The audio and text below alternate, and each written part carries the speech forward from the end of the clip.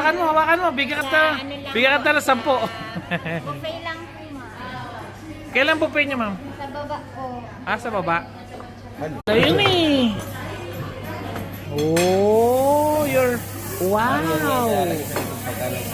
Thai massage sa tawag yan. This is Thai massage, ha? Massage. Thai massage. Laplos ang likod. Lalaplusin na. Saan po yung seafood? Diyan po para makakakuha din kami. Gusto pa nakakabili ng bato na yan. Doon na lang tayo sa bahay. Marami akong ganyan. Volcanic stone. Galing mo sa bato na yan. Meron doon adobe sa amin eh. Yung sa bakuran. Parang kala ko sa likod natin lalagay pa eh. Mama, first lang po tayo maglagay ng ng Butter. po, para hindi po siya... Magmantika. Magdumulas. Pressure sa ala. Yes po. Kasi yung butter po contains with ice po yun, ma'am. Ah, okay. Lalamigan na. Yes po. Lalamig yung bato. Pag na-flip na lang po yung fire, tapos flip. Okay. Tapos ilagay niyo lang sa top. Para Okay. hindi rin po kayo awayin. Alright. Lagyan ng butter para maluto po talaga Narin, siya agad. narinig nyo ba yan? Huwag muna kayo maglalagay ng asin paminta. Ayan.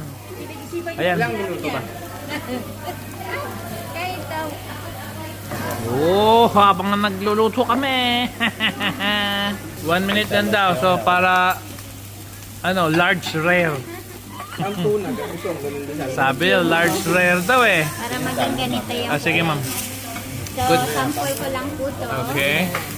Yan. Saka mo siya lagyan ng butter po sa Ayun, para oh. Lumasa. lang po siya yung lasa niya, Ah. pero hindi po sa bato. Okay. Yan, oh. Yung iba parang piniprito. Ate ni Kito. Parang yung iba, Hindi nyo makawali. nilagyan nila ng butter dito. Ah, Nila na ano nila. Gusto pala magprito, may Yung sasakit karne nila, hindi na naluto. Kakainin nila yung bato mismo. Good job, ma'am. Good job. Yan. Ayan lang. Technique. Lagyan ng butter. Yan, sa gilid, oh. Para non-stick. Pag sir, nag-stick yan siya, nadudurog. Pag ano pa, Nadudurog. paano wag mo durugin? Hindi, lalagyan nga daw sa gilid. Yan, galing mo. Oh, ayos. Okay na po yan. Good job. Ano ma'am?